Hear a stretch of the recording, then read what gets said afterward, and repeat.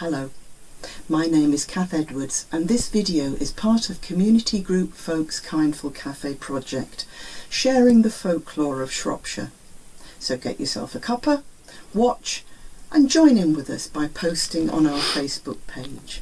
Today I'm talking about telling the bees in Mary Webb's book Precious Bane. Precious Bane is set about 200 years ago and it's narrated by Prue Sarn.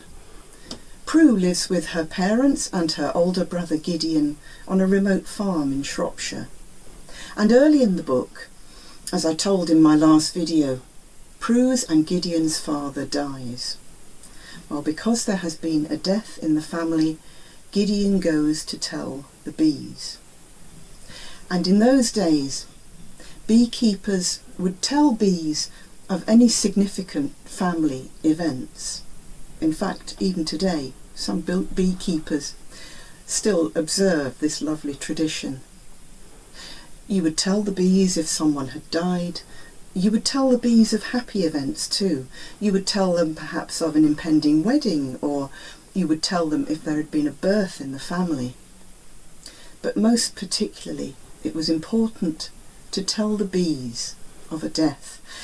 And if the death was the man of the house, then quite often the woman of the house would go to the bees and she would tell them, "Master be dead, but I will be a good mistress to you," to encourage the bees to stay, because after a death the bees could easily form a swarm and take themselves away. And in those days people relied on honey from their bees as part of their livelihood. It was also a good idea to help the bees to mourn, and that also would help them to stay on the farm. And so people quite often used to drape the hives in black, so the bees would go into mourning and they would stay on the farm.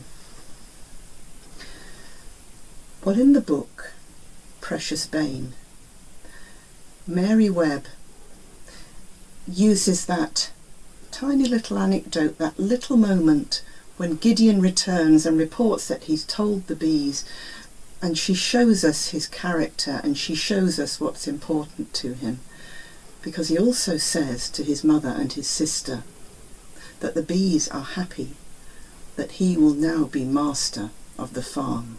This is his ambition. He doesn't explain how the bees have told him that they're happy, but he just says that the bees are happy that he is now master of the farm.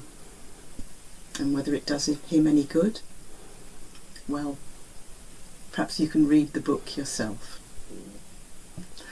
So thank you for watching. Please leave a comment below and look out for the next in this series of videos that were made possible through National Lottery community funding. Bye for now.